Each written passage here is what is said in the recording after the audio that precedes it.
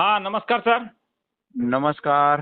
Sir सध्या बऱ्याच भागामध्ये ढगाळ हवामान आहे, पण पावसाचा पत्ता नाही. असे बरेच ठिकाण आहेत. पाऊस कधी पडणार आणि पेरण्या शेतकऱ्याच्या कधी होतील? पावसाला जोरदार सुरुवात होणार आहे. त्या पद्धतीने सुरुवात झालेली आहे. हा पाऊस दिवसेंदिवस वाढत आहे. याचं क्षेत्र सुद्धा वाढणार आहे आणि याची तीव्रता सुद्धा वाढणार आहे. त्यातल्या त्यात तुम्ही मला आज जो प्रश्न केला की ढगाळ वातावरण आहे, परंतु आपल्या जिल्ह्यात म्हणजे जवळपास तुमचं परभणी जिल्हा असेल किंवा नांदेड जिल्हा असेल, लातूर जिल्हा असेल, बरोबर आहे. या भागामध्ये पावसाचं अत्यल्प प्रमाण कमी आहे. हो हो. आणि हिंगोलीमध्ये सुद्धा काही भागामध्ये चांगला झाला, तर काही ठिकाणी अजूनही पावसाच्या प्रतीक्षेमध्ये शेतकरी आहे, बरोबर आहे. हम्म. तर त्यांना मी असं सांगू शकतो की आज 24 जून, हम्म.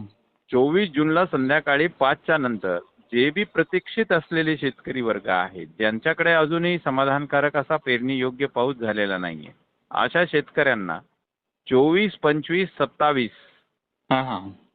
जूनला एवढा जोरदार पाऊस होणार आहे की नद्या नाल्या वाहतील म्हणजे वाहतील. तर हा पाऊस उद्याच्या 29 तारखेपर्यंत सर्वदूर होणार आहे. त्याच्यामुळे शेतकरी वर्गांनी काही काळजी करण्याचं काम नाही. म्हणजे आज रात्रीपासूनच पावसाचा जोर वाढणार. वाढणार आहे. कारण काल रात्री जालना जिल्ह्यामध्ये ढगफुटी सदृश्य असा पाऊस काही ठिकाणी आणि पेरणी योग्य असा पाऊस राहील आणि 30 जून पर्यंत सर्व शेतकऱ्यांच्या, आपल्या राज्यामधल्या शेतकऱ्यांच्या पेरण्या पूर्ण होतील, याची मी ग्वाही देतो.